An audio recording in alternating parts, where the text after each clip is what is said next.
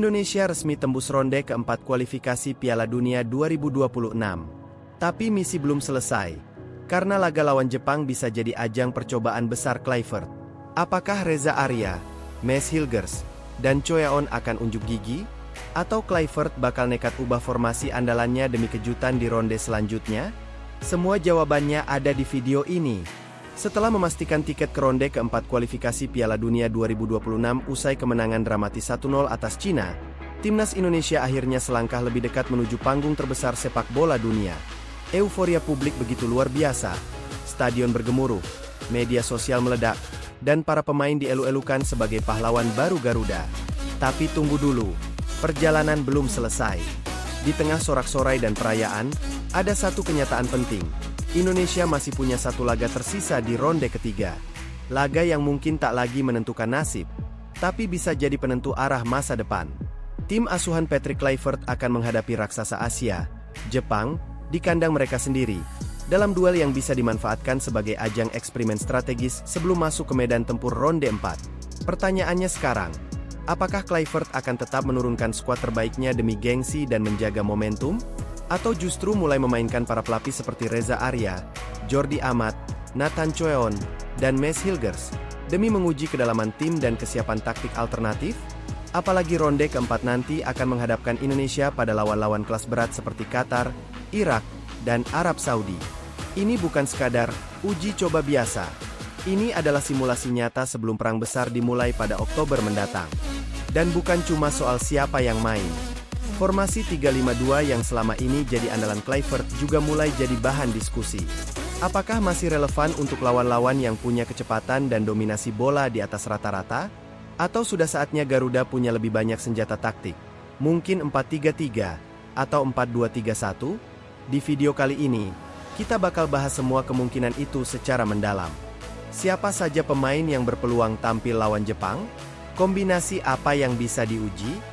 Dan yang paling penting, apa dampaknya untuk persiapan Indonesia di ronde keempat? Gas terus, jangan skip, karena inilah analisis lengkap dan strategi rahasia Patrick Kluivert yang bisa jadi kunci lolos ke Piala Dunia 2026. Setelah memastikan lolos ke ronde keempat kualifikasi Piala Dunia 2026, timnas Indonesia kini menghadapi babak baru yang lebih menantang. Laga tandang melawan Jepang pada 10 Juni 2025 menjadi ujian berat sekaligus kesempatan untuk pelatih Patrick Kluivert menguji skuadnya. Apakah Kluivert akan menurunkan skuad utama lagi? Atau justru memanfaatkan laga ini sebagai ajang eksperimen strategi dan memberi peluang kepada pemain cadangan? Kemenangan dramatis atas Cina dengan skor 1-0 melalui penalti Ula Romeni menandai satu babak penting bagi Indonesia. Kemenangan ini memastikan tiket ke ronde keempat, di mana perjuangan makin berat dengan menghadapi tim-tim kuat Asia seperti UEA, Qatar, Irak, Oman, dan Arab Saudi. Namun, sebelum melangkah ke babak tersebut, Indonesia masih harus melakoni pertandingan tandang yang krusial menghadapi Jepang, salah satu tim terbaik di Asia. Kondisi ini memberikan peluang bagi Kluivert untuk mengelola pemain dan menguji beberapa opsi baru. Menurunkan skuad lapis 2 atau rotasi pemain bisa menjadi strategi efektif untuk menjaga kondisi pemain inti jelang babak penentuan. Salah satu isu yang kerap menjadi perdebatan adalah komposisi pemain yang tepat. Dengan laga melawan Jepang yang terbilang berat, apakah Kluivert akan tetap menurunkan pemain inti atau mencoba memberi kesempatan bagi beberapa nama cadangan untuk menunjukkan kemampuan? Lolosnya Indonesia ke ronde keempat membuka ruang bagi Kluivert untuk memanfaatkan laga tandang lawan Jepang sebagai ajang eksperimen. Dengan beban pertandingan yang berat menanti di babak selanjutnya, manajemen stamina dan risiko cedera pemain inti menjadi sangat krusial. Di sini, Kluivert bisa mulai menurunkan pemain cadangan yang selama ini jarang mendapat menit bermain. Selain pemain-pemain inti seperti Ula Romeni, Kambuaya, dan Jordi Amat, ada sejumlah pemain cadangan berpotensi yang bisa diberi kesempatan. Mulai dari Nadeo Argawinata di bawah Mistar, bek seperti Nathan Choeon dan Mads Hilgers, hingga gelandang serang seperti Rafael Struijk. Nama-nama ini penting sebagai opsi alternatif dan pengembangan kedalaman skuad agar timnas tidak bergantung pada segelintir pemain saja. Nadeo Argawinata, sebagai kiper utama, selama ini memberikan performa yang solid. Namun, di laga-laga dengan intensitas tinggi, memberi kesempatan pada kiper cadangan bisa menjadi strategi untuk menjaga performa Nadeo tetap prima di ronde keempat. Di lini belakang, Nathan Choeon dan Mads Hilgers muncul sebagai opsi segar yang punya pengalaman di Eropa. Keduanya dikenal memiliki kualitas fisik dan taktik yang bagus. Maes Hilgers, khususnya, bisa berperan sebagai bek tengah dengan daya tempur tinggi dan kemampuan antisipasi yang baik.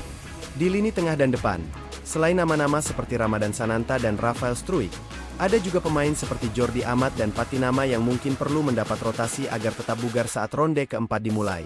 Salah satu eksperimen menarik yang bisa dilakukan Kluivert adalah mencoba kombinasi bek tengah dan bek sayap alternatif untuk menciptakan tandem solid di lini belakang. Trio Maes Hilgers, Jordi Amat, dan Dix merupakan kandidat utama untuk diuji dalam laga melawan Jepang. Ketiganya memiliki gaya permainan yang berbeda namun saling melengkapi.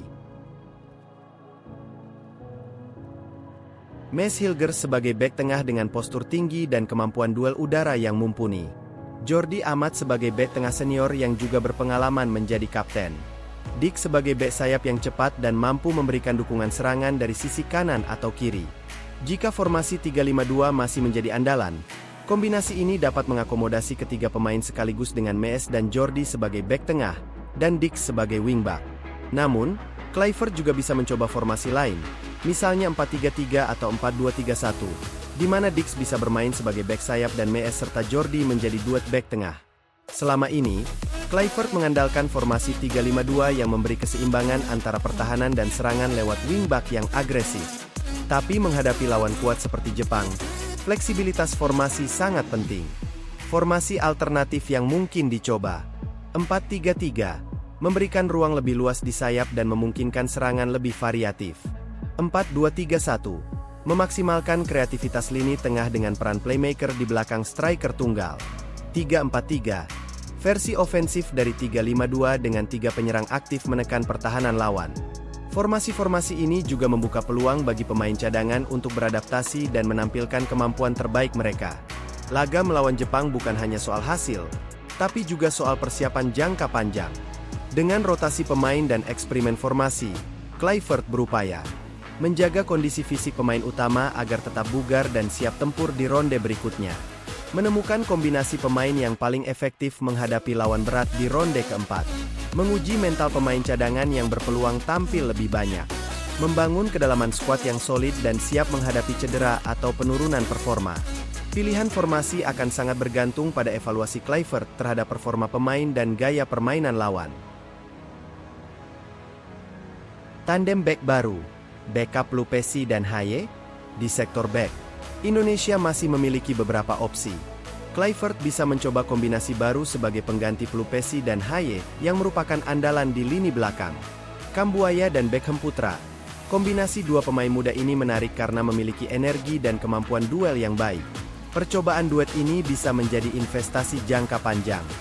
Jenner dan Hubner. Pasangan lain yang mungkin akan diuji dalam laga melawan Jepang untuk melihat kompatibilitas dan kemampuan mereka bertahan di level tinggi. Kejutan lain, tidak menutup kemungkinan Kluivert memberikan kesempatan pada pemain lain yang belum banyak mendapat menit bermain, sebagai bagian dari strategi rotasi dan pengembangan tim. Perjalanan Indonesia di kualifikasi Piala Dunia 2026 memang belum selesai. Ronde keempat menjadi babak penentuan yang berat dan butuh persiapan matang. Patrick Kluivert sebagai pelatih memiliki peluang besar untuk memoles skuadnya dengan cara cerdas. Rotasi pemain, coba formasi baru, dan berikan kesempatan bagi talenta muda yang potensial. Ronde keempat kualifikasi Piala Dunia 2026 menjadi babak penentuan yang menuntut persiapan matang. Patrick Kluivert memiliki peluang besar untuk mengembangkan timnas Indonesia dengan strategi rotasi, eksperimen formasi, dan memberi ruang bagi pemain cadangan seperti Nadeo, Choyaon, Maes Hilgers, dan Dix. Jika strategi ini berjalan mulus, Indonesia bisa tampil lebih tangguh dan siap menghadapi raksasa Asia di babak selanjutnya. Laga melawan Jepang akan jadi momentum penting untuk melihat sejauh mana Garuda siap berkiprah di level tertinggi. Jika langkah ini berhasil, bukan tidak mungkin Garuda akan tampil lebih kuat dan siap membawa nama Indonesia ke pentas dunia sepak bola. Apakah Indonesia siap mengejutkan Asia? Mari kita tunggu aksi Kluivert dan anak-anak asuhnya dalam laga-laga mendatang. Kalau kamu jadi Kluivert, siapa yang bakal dikasih jam terbang lawan Jepang? Dan strategi apa yang paling cocok buat Garuda di ronde keempat nanti? Tulis pendapatmu di kolom komentar. Jangan lupa like, subscribe, dan nyalain lonceng biar gak ketinggalan update panas seputar timnas Indonesia.